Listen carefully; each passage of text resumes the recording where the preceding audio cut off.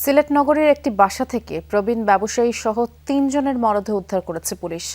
সকালে বাসার দরজার লক ভেঙে মরদেহগুলো উদ্ধার করা হয়। তবে কে বা কারা এই ঘটনায় জড়িত এখনও তা নিশ্চিত না হলেও তদন্ত চালাচ্ছে পুলিশের বিভিন্ন বিশেষায়িত টিম।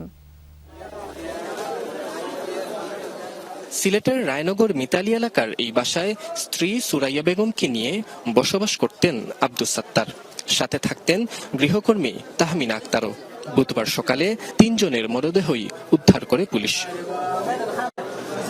স্থানীয়রা জানায়, সকালে ওই বাসা থেকে চিৎকার শুনে দরজার বাইরে থেকে ডাকাডাকি করা হয়, তবে কোনো সাড়া শব্দ পাওয়া যায়নি।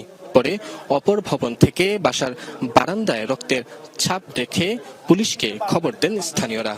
রং মিস্ত্রি আইছে বলে রং ঘর কাম করার লাগে আইয়া ডাকাডাকি করিয়া খুলছে না, দরজা না খুলায় আশপাশের মানুষে জানছেন যে সেও দরজা খুলেন না। তখন ও বাসার বিল্ডিং তাকিয়া খেয়ে কইছেন যে উঠিয়া ও বারান্দাত রক্ত দেখা যায়। পাশের বাসার অনেকেই দেখছেন যে চিৎকার শুনছেন, মনে করছেন যে বাচ্চারা হয়তো চিৎকার করছে, এবং এখানে আমরা নিচে দেখছি যে রক্তের দাগ দেখছি। দেখার পরে আমরা 999 কল দিছি। খবর পেয়ে বাইরে থেকে দরজার লক ভেঙে ভেতরে প্রবেশ করে পুলিশ। উদ্ধার করা হয় ৩ জনের রক্তাক্ত মরদেহ। ৩ জনকে আমরা মৃত অবস্থায় পেলাম। এখন এটা আমাদের হলো যে SB CID team, PBI team, আমাদের স্পেশাল টিম যারা আসছেন তারা সবাই চলে আসছে। আমরা এটা পরিদর্শন করেছি। পুলিশ জানিয়েছে, ঘরের আলমারি ও ড্রয়ার খোলা পাওয়া গেছে। ডাকাতি এবং পারিবারিক দ্বন্দ্ব, দুইটি বিষয়কে মাথায় নিয়েই শুরু হয়েছে তদন্ত কাজ।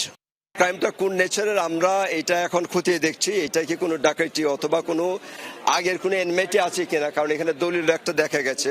তো এইটা আমরা পারিবারিক কোনো আগের মধ্যে শত্রুতা আছে কিনা এটা আমরা খতিয়ে দেখছি, অথবা এটা কোনো হলো যে এই ডাকাতি জড়িত কোনো হলো যে মার্ডার কিনা এইটা আমরা খতিয়ে দেখছি। নিহত আব্দুস সাত্তার কয়লা সহ নানা ব্যবসায় জড়িত ছিলেন। তাদের 3 মেয়ে 1 ছেলে, সবাই দেশের বাইরে বসবাস করেন। নাবিল হোসেন, যমুনা নিউজ, সিলেট।